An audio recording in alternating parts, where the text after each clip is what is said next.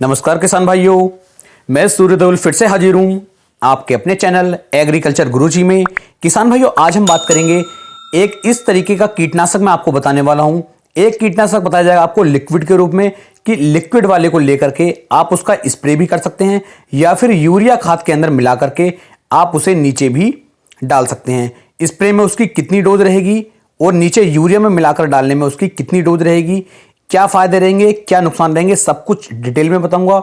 दूसरा, एक खाद मैं आपको ऐसा बताने वाला हूं जिसका उपयोग आपको नीचे करना है। उसका उपयोग करने के बाद लगभग आने वाले 3 से लेकर 4 महीने तक आपके गन्ने की फसल के अंदर कोई भी रोग नहीं लगेगा। सिर्फ कीटों के लिए यहां पर मैं बात कर रहा हूं, फंगस के लिए बात नहीं कर रहा हूं। फंगस के लिए मैं अलग से आपको 1-2 वीडियो बना करके दे चुका हूं कि यदि आपके गन्ने की फसल के अंदर फंगस का अटैक बार बार देखने को मिलता है, फसल के अंदर रेड रूट है या फिर पोका बोइंग के असर दिखाई देते हैं, तो उसके लिए मैंने 1 से 2 वीडियो अलग ही बना दी हैं। आप उन वीडियो को देख सकते हैं। बहुत ही अच्छी तरीके से मैंने उसमें डिटेल से समझाया है कि आप अपने गन्ने की फसल को पोका बोइंग यानी कि फंगस से किस तरीके से बचा सकते हैं। आज की वीडियो हमारी सिर्फ कीटनाशक के लिए है कि आपके गन्ने की फसल के अंदर कोई भी कीट नहीं लग पाएगा। वीडियो शुरू करने से पहले मैं चाहूंगा कि यदि कोई भी किसान भाई अपना ट्रैक्टर, अपनी हैरो, अपना टिपलर या फिर अपनी कोई भी सोच बेचना चाहता है जिससे कि दूसरे किसान भाई उसे खरीद सकें और वो नहीं बेच पा रहे हैं, तो वो मेरे इस चैनल पर अपनी वीडियो भेज सकते हैं। उनकी वीडियो को चैनल पर डाल दिया जाएगा, उनका कॉन्टैक्ट नंबर, उनका एड्रेस भी दे दिया जाएगा, जिससे कि वो किसान भाई अपनी सोच को, अपनी किसी भी कृषि यंत्र को फिर बेच सकें, जिससे कि दूसरे किसान भाइयों को खरीदने में दिक्कत ना हो और दूसरे किसान भाइयों को बेचने में दिक्कत ना हो। तो ये सब किसान भाइयों की सहायता के लिए मैं कर रहा हूं। तो आप यदि चाहते हैं तो मेरा टेलीग्राम ग्रुप है जिसका लिंक मैंने नीचे दिया है। इस टेलीग्राम ग्रुप को आप ज्वाइन कर सकते हैं। रोजाना रात को 8 बजे से लेकर के 9 बजे तक 1 घंटे आपके मन में जो भी प्रश्न होते हैं, जो भी क्वेश्चन होते हैं, वो आप मुझसे पूछ सकते हैं। उनके जवाब मैं तुरंत ही आपको दूंगा। उसकी जो चैट है वो प्राइवेट रखी गई है, जबकि 8 बजे से और 9 बजे तक रात को आप उस पर मैसेज कर सकते हैं और मुझसे अब अपनी जो भी समस्या है उसका समाधान ले सकते हैं। अपने खेत की वीडियो भी भेज सकते हैं, अपने खेत की फोटो भी भेज सकते हैं, जिससे कि मैं देख करके आपको बता सकूं कि आपके खेत के अंदर क्या समस्या चल रही है। साथ ही साथ कोई भी कृषि यंत्र यदि बेचना चाहते हैं तो उसी टेलीग्राम ग्रुप में आप जो है अपनी वीडियो डाल सकते हैं, या फिर मैं अलग से आपको एक कॉन्टैक्ट नंबर दे दूंगा। आप उसमें सिर्फ मुझे बताएं कि आपको क्या बेचना है, उसकी वीडियो फिर चैनल पर डाल दी जाएगी। उम्मीद है ये जानकारी भी आपको काफी ज्यादा पसंद आई होगी। तो चलिए शुरू करते हैं आज का अपना टॉपिक। गन्ने की फसल के लिए सबसे शानदार और सबसे अच्छा ब्रह्मास्त्र कीटनाशक कौन सा है? देखिए किसान भाई, यहां पर जो मैं पहले आपको बता रहा हूं, 2 लिक्विड फॉर्म के बारे में बता रहा हूं। इन दोनों का उपयोग जो है आपको उतनी ही डोज लेनी है जितनी ली जाए। दूसरी बात, सावधानी का बहुत ज्यादा ध्यान रखना है। यदि इन सावधानियों को ध्यान नहीं रखा तो आपको नुकसान भी इससे देखने को मिल सकता है। इस कीटनाशक का क्या कार्य है पहले मैं आपको वो बता दूं। पहला तो कार्य यह है कि मान लीजिए आपका जो पेड़ी गन्ना है उसके अंदर फुटाव अच्छे से नहीं हो रहा है। फुटाव ना होने की कंडीशन में आप जो है किसान भाइयों इस कीटनाशक का उपयोग कर सकते हैं।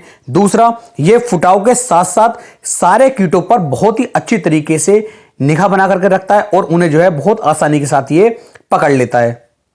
टिल्डिंग किसान भाइयों इसलिए करता है क्योंकि इसके अंदर जो फार्मूला दिया गया है वो बिल्कुल कंपनी ने छिपाया हुआ है। इसका उपयोग मैंने कई बार करके देखा है और आप में से भी मेरे जो लगातार किसान भाई मुझसे जुड़े हुए हैं उन्होंने भी इसका उपयोग बहुत बार करके देखा होगा। तो उस टेक्निकल के बारे में आपको बता रहा हूं। तो इसके अंदर यदि आपके गन्ने के अंदर बिल्कुल भी टिल्डिंग नहीं हो रही है तो उस कंडीशन में किसान भाइयों आपको जो है सल्फर का उपयोग इस टेक्निकल के साथ और करना है। सल्फर और आप मिला लें जिससे कि गन्ने के अंदर टिल्डिंग भी होनी शुरू हो जाए, और कीटों से रोकने के लिए तो इसे महारत हासिल है। तो इसके लिए जो आपको उपयोग मिलाना है, प्रति एकड़ की बात यहां पर की जा रही है, लगभग 40 से लेकर 45 किलोग्राम आपको यूरिया की आवश्यकता सबसे पहले पड़ेगी। क्योंकि यूरिया का उपयोग जैसे ही आप करते हैं और खेत के अंदर यदि टिल्डिंग नहीं हो रही है, ग्रोथ नहीं हो रही है, तो वो होनी किसान भाई शुरू हो जाती है।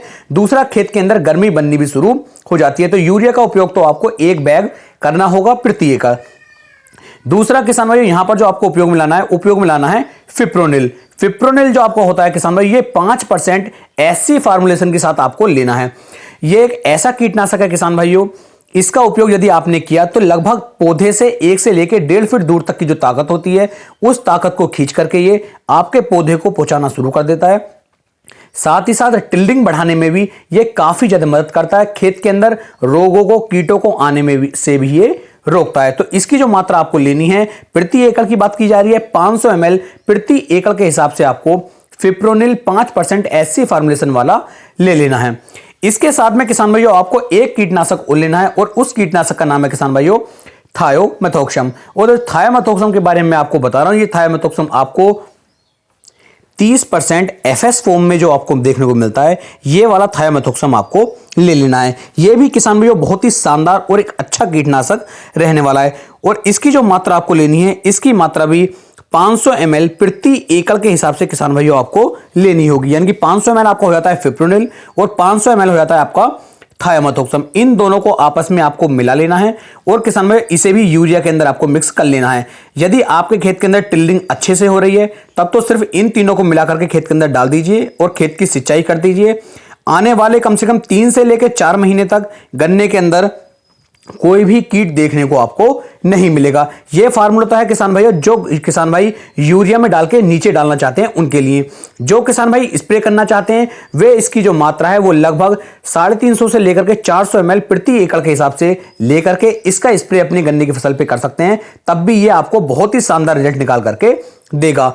और यदि किसी किसान भाई के खेत के अंदर टिल्डिंग अच्छे से नहीं हो रही है, उस कंडीशन में आपको जो है लगभग 4 से लेकर 5 किलोग्राम जो हमारी सल्फर होती है पाउडर फॉर्म वाली, उसकी मात्रा आप 4 किलोग्राम ले लीजिए। 4 किलोग्राम काफी है, 5 किलोग्राम ना लें। और 4 किलोग्राम सल्फर लेने के साथ उसमें 45 किलोग्राम यूरिया मिला लें और इन दोनों कीटनाशकों को आप मिला करके अपने पेड़ ही गन्ने के अंदर डाल दीजिए और बाद में अपने खेत की सिंचाई कर दीजिए। इससे बहुत ही शानदार तरीके से टिल्डिंग होकर के आपके गन्ने की फसल के अंदर चलेगी। तो एक तो हो जाता है ये फार्मूला। अब बात करते हैं दूसरे वाले की, कि जो किसान भाइयों के खेत के अंदर जो है, जैसे हमारे एक लगातार किसान है साहित्य त्यागी जी और अमरजीत सिंह जी और भी कई सारे किसान भाई हैं जिनके कमेंट आ रहे हैं कि खेत के अंदर जो है दीमक का अटैक बहुत ज्यादा देखने को मिल रहा है। तो इससे भी किसान भाइयों दीमक काफी ज्यादा हद तक हट जाती है, लेकिन 100% नहीं हट पाती है। तो यदि बिल्कुल आपको दीमक का खात्मा करना है तब आप उस कंडीशन में जो है अपने गन्ने की फसल के अंदर जो फ्यूराडान आती है यानी कि कार्बोफ्यूरान 3G जो आपको देखने को मिलती है, ये मार्केट में अभी भी अवेलेबल है। कई सारी कंपनियां बना रही हैं, बीच में ये बैन हो गई थी लेकिन अभी भी कई सारी कंपनियों ने बनाना चालू कर दिया है। तो आप उन कंपनियों का ले सकते हैं और इसकी जो मात्रा आपको लेनी होगी बहुत ज्यादा खतरनाक तरीके से, यदि आपके खेत के अंदर रोग लगे हुए हैं, दीमक लगी हुई है और वो हटने का नाम नहीं ले रही है, उस कंडीशन में आपको 6 से लेकर 7 किलोग्राम प्रति एकड़ के हिसाब से आपको कार्बोफ्यूरान 3G का उपयोग करना होगा और उसके बाद खेत की सिंचाई कर दीजिए। 100% मैं जिम्मेदारी ले सकता हूं, आपके खेत के अंदर से दीमक का बिल्कुल ही खात्मा हो जाएगा। लेकिन जब आप इसका उपयोग करेंगे तो मुंह पर कपड़ा बांधने के बाद ही इसका उपयोग करें, क्योंकि यह काफी खतरनाक दवाई रहती है। और इसके अलावा भी यदि आप किसी अन्य स्प्रे कर रहे हैं, अन्य कोई दवाई डाल रहे हैं, उस कंडीशन में भी आपको अपने मुंह पर कपड़ा बांधना चाहिए, हाथों के अंदर ग्लव्स पहनने चाहिए, क्योंकि हमारी सेफ्टी, हमारा स्वास्थ्य हमारे हाथ में है, किसी और के हाथ में नहीं होता है। तो अपनी सेफ्टी करने के बाद ही अपनों खेतों के अंदर जो है केमिकल का उपयोग आप करें। उम्मीद है मैं आपको एक सही और अच्छी जानकारी दे पाया हूं। यदि इससे संबंधित कुछ भी मन में प्रश्न हो, कोई जानकारी आप चाहते हैं तो नीचे कमेंट कर सकते हैं, आपकी पूरी सहायता करने की कोशिश करूंगा। फिर मिलेंगे एक नई वीडियो में, तब तक के लिए सभी प्यारे किसान भाइयों को जय हिंद, जय भारत, जय किसान, वंदे मातरम।